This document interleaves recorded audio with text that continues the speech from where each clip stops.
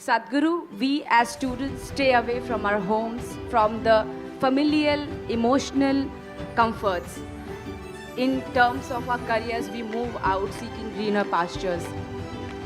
In that, we seek company in opposite sex. Some people get into relationships which gradually progresses to physical intimacy. Sadhguru, the question is then why as generations we cannot discuss it openly, or is premarital sex still a taboo? See, this is not some kind of a prescription. This is an individual need. Right now, we must understand this. In this society, we handled human sexuality like this. Before a girl attains puberty, they are named. This is the boy you're going to marry at the age of 6 or 7. They don't marry, but they keep telling him, your uncle's son, this guy, you're going to marry him, you're going to marry him. They're telling him, you're going to marry her. So they have not seen each other, they have not met each other, they have nothing going, but emotionally they're being bound. Before they touch each other, bound. Before they touch each other physically, they want them to be emotionally bound in a strong way.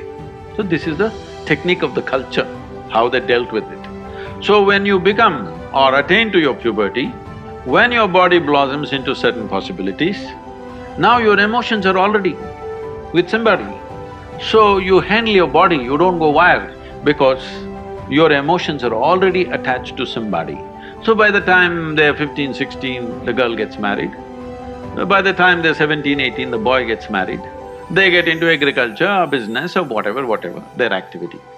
So one important aspect of the life of the youth is settled. One thing is emotion, another thing is a physical requirement. Both are settled at an early age. And of course, those days children came within a year or 2 years, so they got engaged and they got busy and life went on, all right? Today, our lives have changed because by the time you finish education, most people are minimum 24, 25 years of age. PhD means 30, what, 35? I don't know what It depends how kind your professor is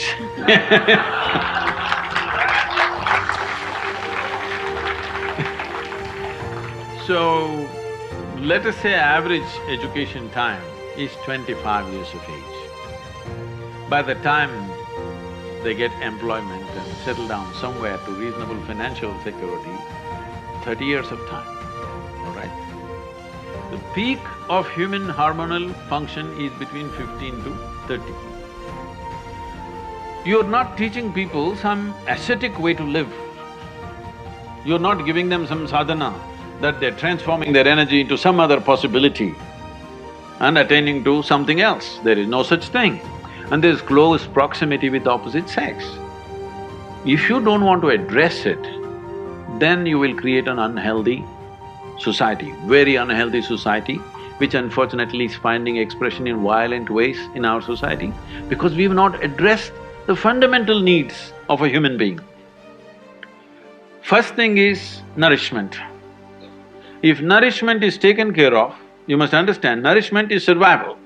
Once survival is taken care of, naturally the species, this is not even individual, the species that you are is longing to reproduce. This is how it's built. It's longing to reproduce because this is survival of the species. If people don't reproduce, there is not going to be human race, isn't it?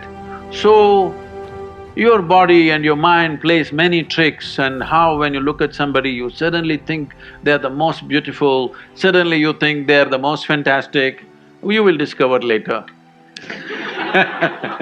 many things. But initially, everything is clouded. See, I'm telling you, let's say you are 10, 12 years of age, you looked at people, they're quite normal. Suddenly you became 14, every little bump on somebody's body is a world by itself simply because your hormones begin to influence everything.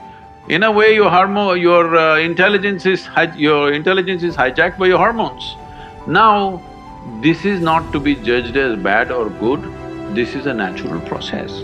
There may be a few people who will go beyond that. It's fantastic for them if they can go beyond that. They're not compulsive about it, they went beyond it, fantastic for that person. But you expect the whole society to go beyond it, you're just stupid. Such a thing doesn't happen. So, definitely the debate of when and how sexuality should happen has to come in. But now, we are still having a certain cultural aspects to us that we are an emotional lot. We are still an emotional lot. People suffer immensely when things happen without the needed emotions. A whole lot of people at least. There may be a few people who are above that, but a whole lot of people suffer. So, for our country, for our society, how to deal with this without causing a major disruption in the social structure is something that we must debate. We must do research on it, how to do it.